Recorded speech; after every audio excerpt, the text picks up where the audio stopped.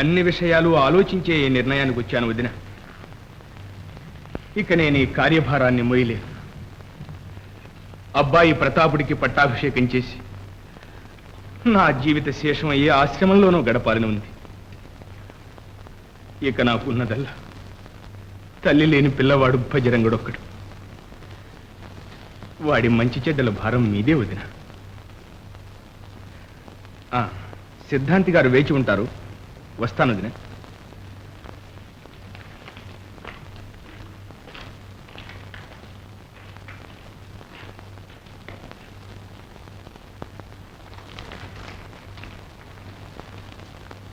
ప్రచండుల వారిలో అకస్మాత్తుగా కలిగిన ఈ వింత పరివర్తనకు అంతరార్థమేమిటో? పరివర్తన, త్రాచుపాముకు దయ, కసాయివాడికి కరుణ, ప్రచండునిలో పరివర్తన. మళ్ళీ ఏదో పన్నాగం పన్నుతున్నాడు. ఈ పట్టాభిషేక పటాటోపమంతా మరొక ప్రళయానికి మేలి ముసుగు. ప్రతాప్, జాగ్రత్త నాయన. తొందరపడక, ఇంకా చేసేదేముందయ్యా? ఉన్న సింహాసనం ఒక్కటి అన్నయ్య ఎక్కేస్తే ఇక నేనే ఎక్కాలి. ఈ దిగులతో మంచం ఎక్కాలి. ఇక నాకేమీ వద్దు. సన్యాసమే శరణ్యం. హాయిగా వెళ్ళి అడవుల్లో తపస్సు చేసుకుంటాను. జై శంకర్, జై మహాదేవ్. పోనీ నాన్నగారితో ఒక్క మాట చెప్పి మరీ వెళ్ళండి. చస్తే చెప్పను. అసలు నాన్నే నన్ను ఘోరంగా మోసం చేశాడు. కేకమండలం, హే కైలాసపతి, నీవే నాకు గతి. జయ జయ శంకర్, భక్తవ శంకర, సద్గురు శంకర, సంబశివో. పాడో. జయ జయ శంకర, భక్తవ శంకర, సద్గురు శంకర, సాంబశివో. జై శంకర్, జై మహాదేవ్. జై జై శంకర, భక్తవ శంకర, సద్గురు శంకర, సాంబశివో. జై జై జై. ఏమిటి అర్థం చేసుకున్నాను, బాగా అర్థం చేసుకున్నాను. నేను నువ్వనుకున్నంత తెలివి తక్కువని కాదు నాన్నయ్. భజరంగా, నీతో అన్ని వివరంగా చెప్తే ఒక చెప్పు, చెప్పకపోతే మరొక చెప్పు. ఇదంతా నీ కోసం కాకపోతే మా ఎవరి కోసం రా తండ్రి. నీకంటే నాకు ప్రతాపుడు ఎక్కువ.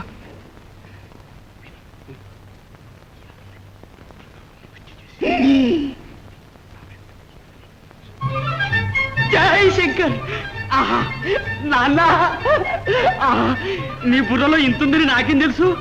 అది అనవసరంగా తొందరపడి పుచ్చుకున్నాను సన్యాసం. ఆచార్య, ఆచార్య, తీసుకో తీసుకో.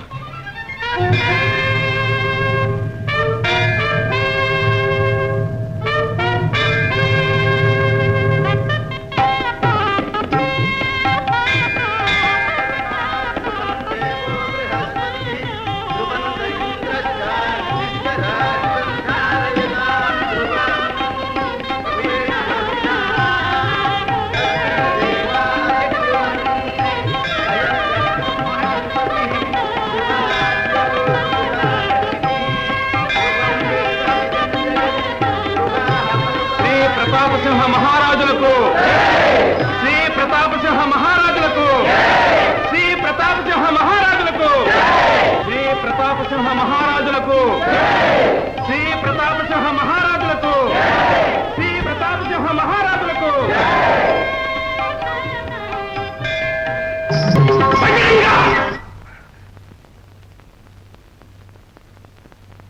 మూర్ఖుడా, మతిపోయిందా? మహారాజు వారి మధుపాత్రను గుర్తించలేవా?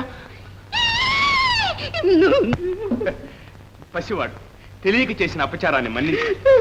ఇందులో అపచారం ఏముంది చిన్న? తమ్ముడు ఒకటి, నేను ఒకటినా? భజరంగా,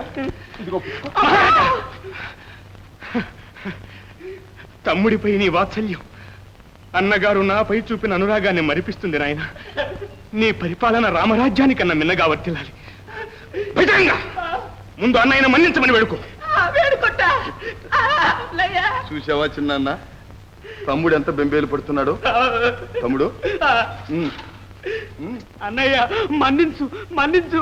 తెలియదు, తెలిస్తే తీసుకుంటారా? నువ్వు తీసుకున్నా తప్పులేదు బాబు, నా అంత వాడివి. ఇదిగో తీసుకో.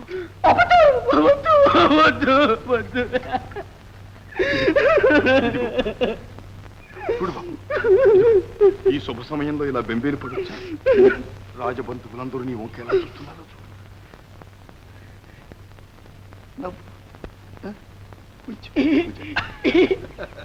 రా భజరంగ బాబు.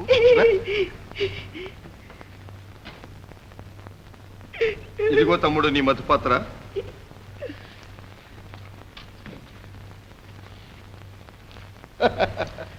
శ్రీ శ్రీ ప్రతాపసింహ మహారాజులకు, శ్రీ శ్రీ ప్రతాపసింహ మహారాజులకు.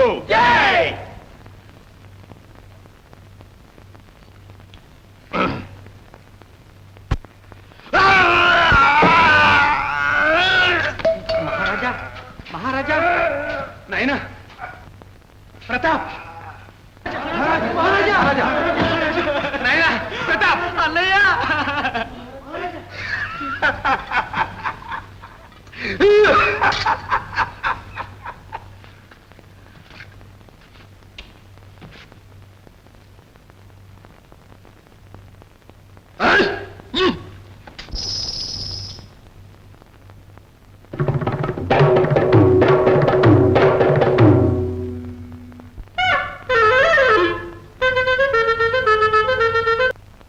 దుర్మార్గుడు, విషం నాలుక మీద పడగానే చస్తాడన్నావు.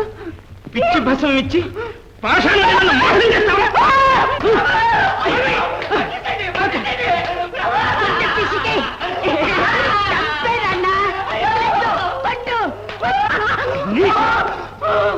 చర్మం వలిపిస్తాను. అనుపానం వేధించడం వల్ల ఈ అవాంతరం వచ్చి పడింది. నిమ్మరసంతో ఇమ్మంటే ద్రాక్ష రసంతో ఇచ్చారు. సావు మాత్రం తప్పదు. కానీ ముందు మతి భ్రష్టుడై క్రమంగా నీరసించి కృంగి కృషించి మరి చస్తాడు ప్రభు. నీరసించి కృంగి కృషించి నశించి చస్తాడా? మరి చస్తాడు ప్రభు. భలే భలే ఆచార్య. అందుకు భిన్నంగా జరిగితే నా తల తీసేయండి. వీరబల, వీడి మాట రుజువు అయ్యేదాకా కారాగారంలో బంధించండి.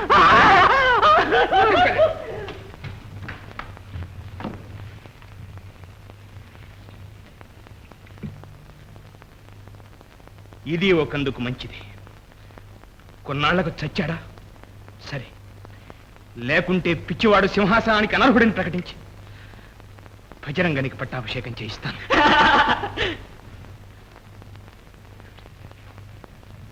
ఇది మన మంచికే వచ్చింది. నేను పిచ్చవాడననే భ్రమతో ప్రచండు నా జోలికి రాకపోవచ్చు. ఈ అవకాశం జారబిడుచుకోకుండా మనం కార్యం సాధించుకోవాలి.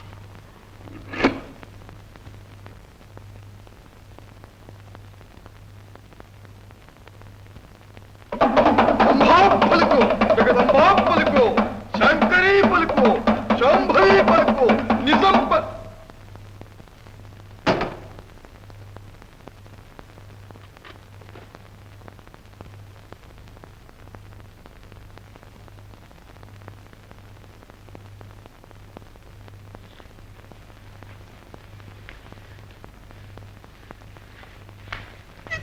నువ్వెందుకు నా వెనక తోకలాగా? చచ్చు దద్దమ్మలు.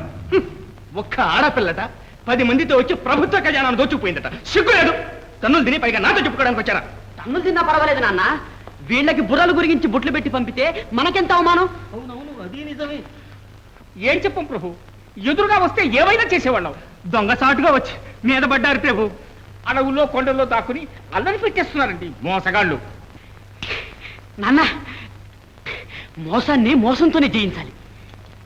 విందొకటి ఏర్పాటు చేసి విద్రోహుల్ని ఆహ్వానిస్తే. అబ్బా, ఆహ్వానిస్తే వాళ్ళు వస్తారట్రా? అవునవును, అది నిజమే. నీకిదే చెప్తున్నాను. రేపు తెల్లవారేలోగా వాళ్ళను పట్టి తెస్తేనే మీ ప్రాణాలు దక్కేది. వెళ్ళండి.